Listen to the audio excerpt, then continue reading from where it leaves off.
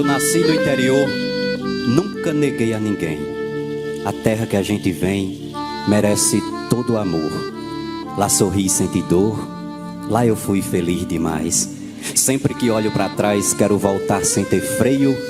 Quem esquece de onde veio, não sabe pra onde vai. Sou o gibão do vaqueiro, sou cuscuz, sou rapadura. Sou vida difícil e dura. Sou nordeste brasileiro. Sou cantador violeiro, sou alegria ao chover. Sou doutor sem saber ler. Sou rico sem ser granfino. Quanto mais sou nordestino, mais tenho orgulho de ser. O sertão vai virar mar, dá no coração. Com medo que algum dia eu vá também vir sertão.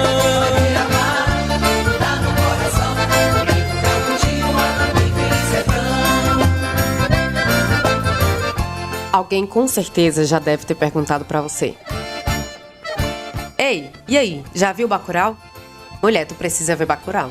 E aí, se você não viu, essa pessoa vai te obrigar a ver. Isso não é coisa pra você ficar vendo não, viu, Madalena? Todo mundo viu, pai. Esse filme brasileiro, lançado em 2019 e dirigido por Kleber Mendonça Filho e Juliano Dornelles, obteve ótimas críticas da imprensa mundial e causou bastante burburinho nas redes sociais. O longa conta a história de uma cidadezinha no interior de Pernambuco, onde pouco a pouco situações incomuns revelam que o lugar está sendo atacado e a realidade sertaneja é modificada. Todo o cenário da cidade e a construção dos personagens são feitos a partir de um recurso narrativo conhecido como realismo fantástico.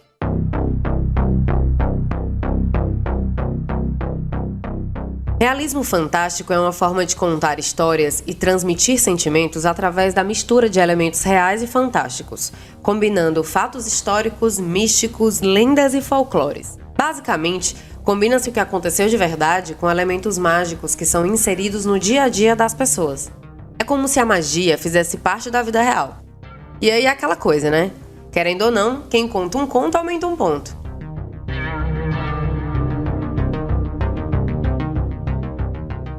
Esse podcast se chama Cidade das Lendas, porque assim como Bacurau, existe um município no interior do Ceará em que os acontecimentos são sentidos e contados pelo povo de uma forma particular. Estou falando do Icó. Isso mesmo, Icó e suas lendas.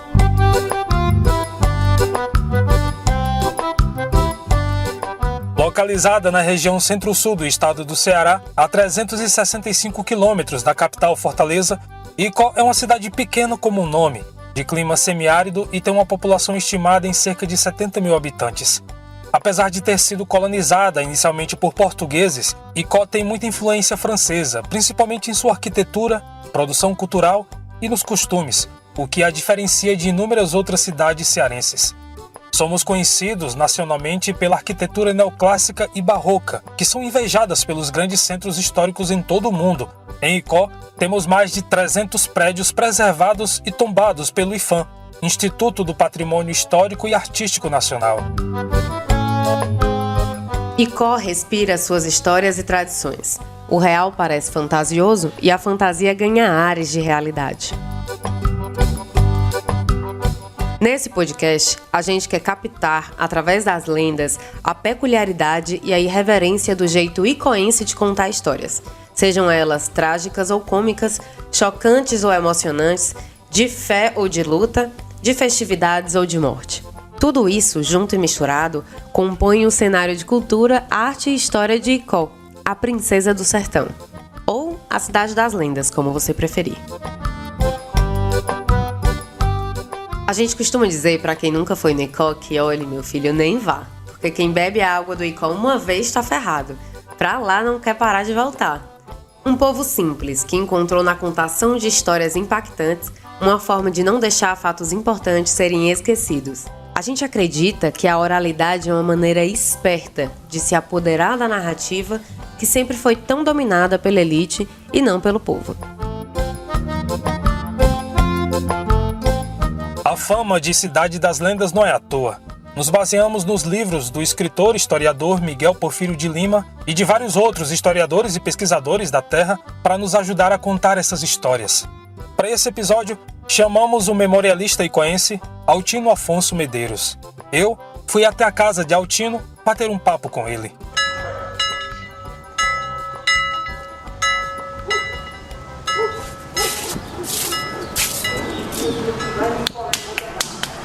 Ô de casa.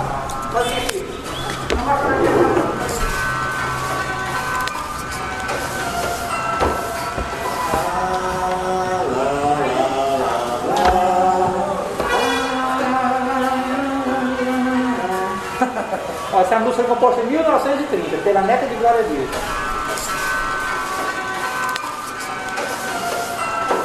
Então o senhor já começou a trabalhar com história já Desde pequeno. Mas quando o senhor sentiu realmente essa importância, já criança? Eu morava ali, meu pai tinha uma mercearia, ali onde é Jorginho, sabe? Eu morei ali, muitos anos ali, meu pai tinha uma mercearia ali, e ao lado da casa ao lado assim, tinha um padre, era Padre Monteiro o nome dele, ele era um historiador, contava história. E o menino ia para lá, sentava no colo dele e ficava contando história de cor. E foi a partir daí que eu me interessei pela história de cor, através desse padre. O nome dele era Padre Monteiro. Eu estou me aposentando e propriamente pendurando as chuteiras, né? Mas eu me sinto realizado. Duas pessoas que fez isso. O professor Miguel Porfírio, ele escreveu a maneira de cor dele de escrever, a maneira que todo mundo conhece, o cor é fato memória. E eu quis ir mais além, né? E assim, você vê que um historiador escreve de uma maneira, João Briges escreve a história de cor de uma maneira, Pedro Tebés de outro, Barão Estudos de outro, e todos os historiadores têm uma maneira diferente. Mas eu queria saber para o senhor como é falar da cidade de Icó. Rapaz, é gostoso, né? Eu venho falando da cidade de Icó há muitos anos, e já falei da cidade de Icó não só para os icoenses. Eu já falei da cidade de Icó para todas as emissoras de rádio, televisão, até mesmo para a Globo News. Eu já falei da cidade de Icó em teatro, em meio de rua, em faculdade, universidade, jornais, tudo isso para mim é gratificante, né? E quanto mais a gente fala de Icó, sem querer a gente se apaixona por Icó. E outra coisa é que quanto mais a gente pesquisa a história de Icó, a gente fica espantado com tanta novidade. É, menino, tô te dizendo. Icó é apaixonante.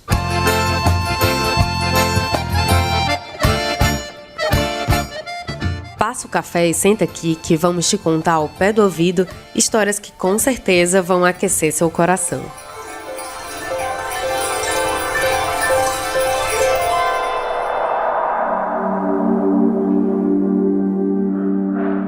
Reza a lenda que o Icó já foi um braço do mar.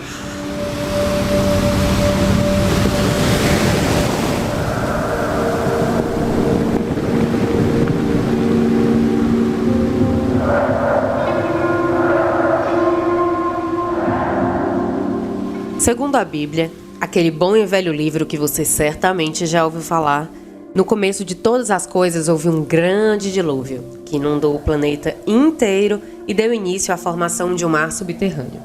A água desse dilúvio teria penetrado no subsolo das terras cearenses por meio de falhas geológicas ancestrais, que depois se fecharam.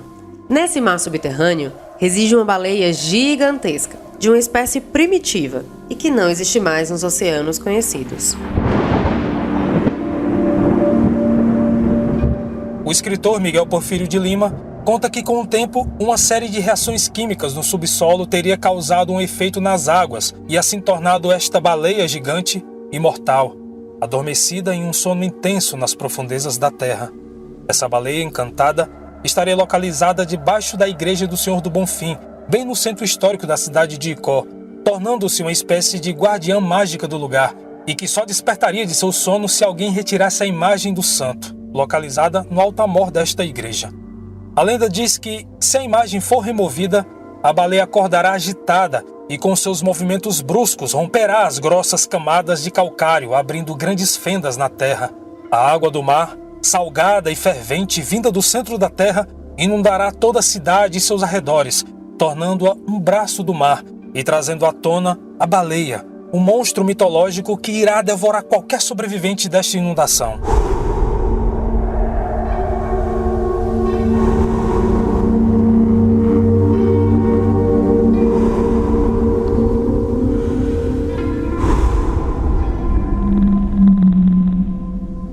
gente. O sertão vai virar mar e será o dia do juízo final. Ao que contam, se a imagem do Senhor do Bonfim permanecer em seu local de origem, a baleia continuará dormindo, despertando apenas no fim dos tempos. E essa história atravessou gerações.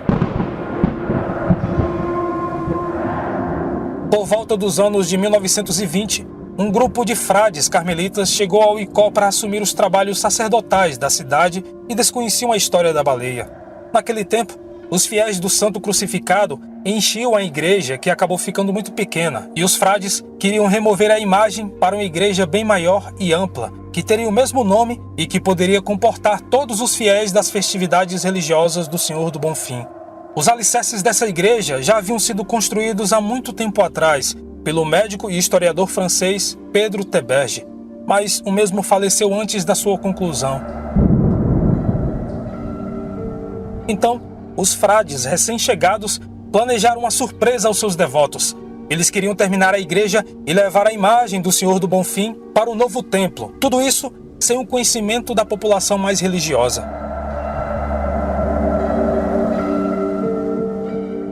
Durante muitos anos, a festa do Bonfim, ela foi a maior do estado do Ceará.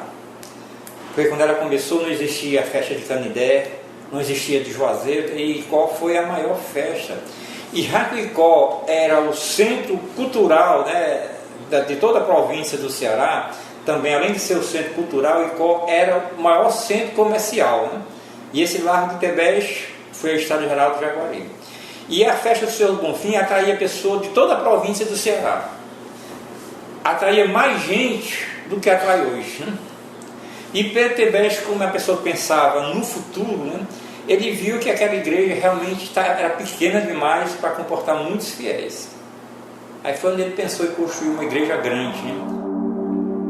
Finalmente, quando a nova igreja estava quase pronta e chegou a hora de retirar a imagem do santo do lugar, o povo se revoltou e não deixou que isso acontecesse, porque eles temiam exatamente a maldição da baleia enterrada. Só que aí os frades estavam irredutíveis, afinal eles tinham gastado um monte de dinheiro na construção da igreja nova. Foi nesse momento que o icoense resolveu relembrar a história. E eu sei que desde pequeno, em minha pesquisa, que existia essa lenda lá da baleia, né? Que tem uma baleia que está adormecida e no dia que tirar a imagem do Bonfim para colocar em outro lugar, essa baleia acorda e vira num braço do mar. Dizem que no dia da tentativa de tirar o santo da igreja, o rio Salgado, que corta a cidade, começou a encher misteriosamente e as águas começaram a atingir toda a região ribeirinha, bem ali onde fica a igreja do Senhor do Bonfim.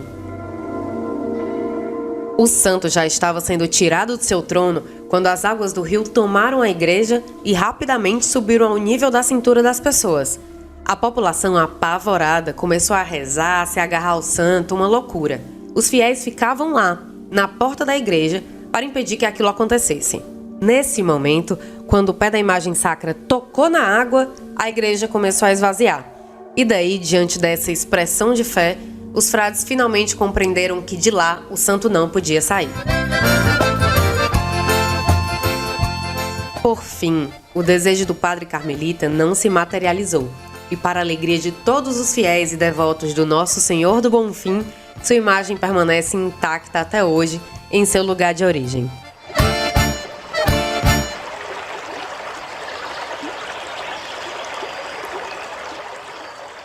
Antigamente, até houve uma reforma daquele altar, faz 1937. Eu lembro, segundo o padre Monteiro, contava para mim, que era um padre reidoso, mas ele era um grande historiador, quando eu me expliquei com ele, ele contava que na época da reforma daquele altar, a metade da população de Icó foi embora. Com medo de quando cavasse ali o altar, isso foi para 1937. A começar a se jogar água e Icó virava o braço do mar. Aí com isso, metade da população foi embora de Icó. Aí conta que quando foi o padre inaugurar a igreja, né, os fiéis que iam levar a imagem do Bonfim para lá, aí não deixaram com medo da baleia acordar, né? E continua lá e vai continuar lá, né? O templo construído ficou sendo chamado por muitos anos de Igreja Nova e hoje é a Igreja São José. Até os dias atuais, muitos idosos juram de pé junto que tudo é verdade. E para confirmar essa lenda, antigamente alguns crédulos mostravam rachaduras na base da igreja, que mesmo após algumas reformas reapareciam, mesmo depois de inúmeros consertos. Todos estavam certos que isso era por causa da baleia que se mexia em seu profundo sono. Alguns afirmam até hoje sentir pequenos tremores nas proximidades da igreja e dizem que são os movimentos da baleia que se sentiria incomodada por algum motivo. Os moradores mais antigos falam que se pode até mesmo escutar o coração da baleia palpitando e que, para provar isso, basta apenas aproximar a orelha do piso do altar da igreja em um dia silencioso e por volta das 18 horas. E da mesma forma, se escutaria o barulho da correnteza de um rio caudaloso que passaria em tormentas por baixo da igreja.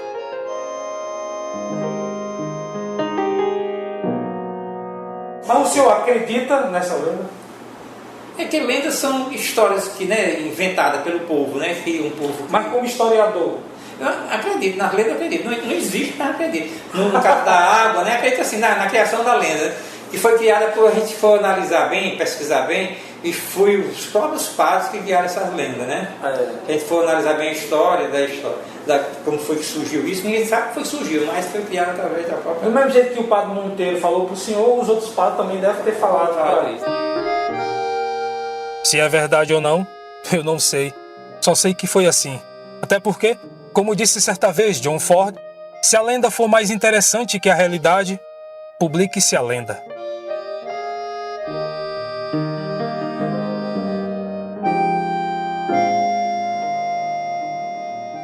Os causos, as lendas ou as chamadas histórias de pescador acabam por superar a realidade.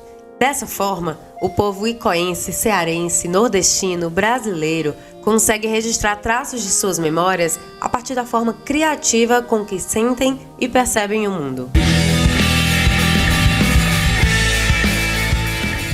Não dá para não viajar nos relatos e não é possível não se atingir física e emocionalmente por eles. Você sai da história, mas a história não sai de você, porque é carregada de diversos significados que ressoam em cada um de nós de forma diferente. Eu tiro o santo do lugar, eu tiro o santo do altar dele. Se essa baleia acordar, esse sertão vai virar mar. Eu quero ver neguinho na rede pra quem não sabe nadar. Também não vai morrer de sede.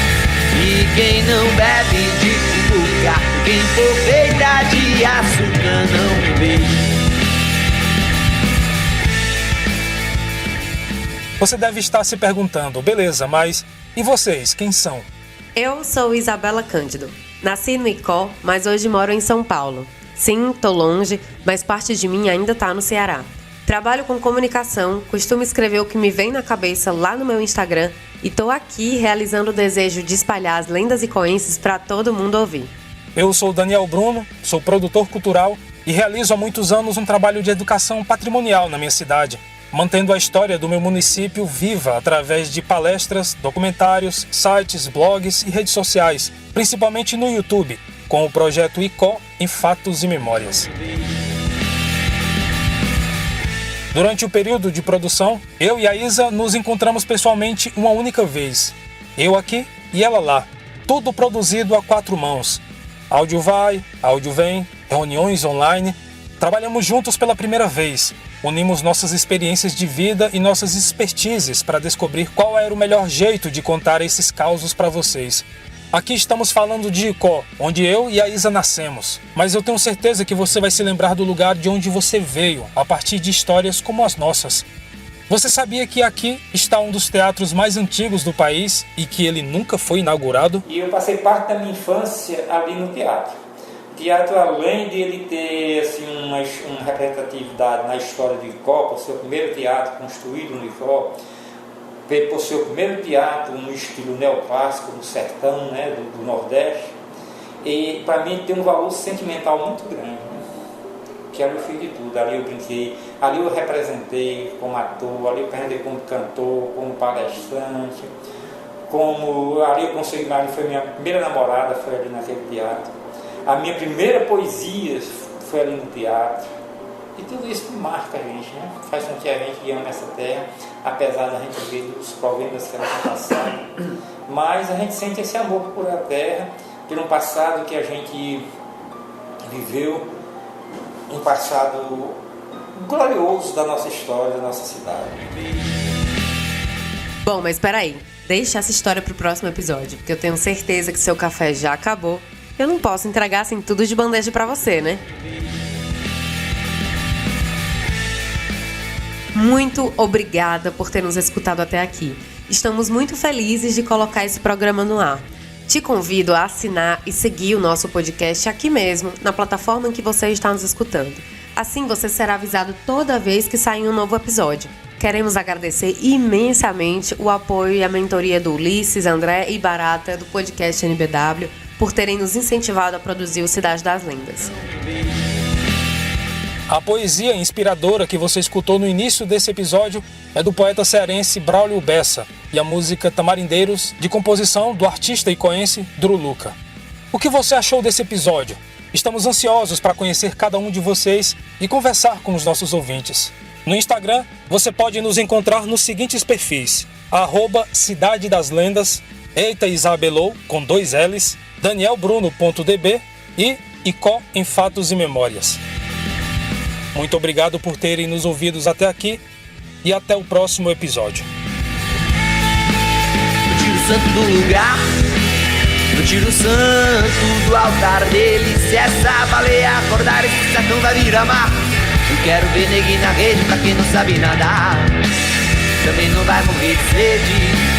E quem não bebe de cumbuca, quem for feita de açúcar não beije.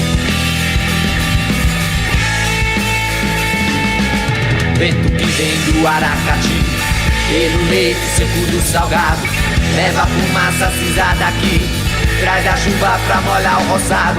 E se Deus permitir eu colherei em agosto, eu mudo meu rosto de cabo enfumado. Vou pras bombas do hoje exaltado, eu me curvo, eu me queimo nas bombas, ouço o grito dos tamarineiros, guardiões das botilhas em glória. Ouçam gritos das rasgas mortalhas, as almas penadas que assombram essa noite. E quem teme as grandes se sinta pelo fogo, não brinca com o fogo da fé de um cristão. E portanto vos digo, meu caro, eu vos digo, meu caro, não.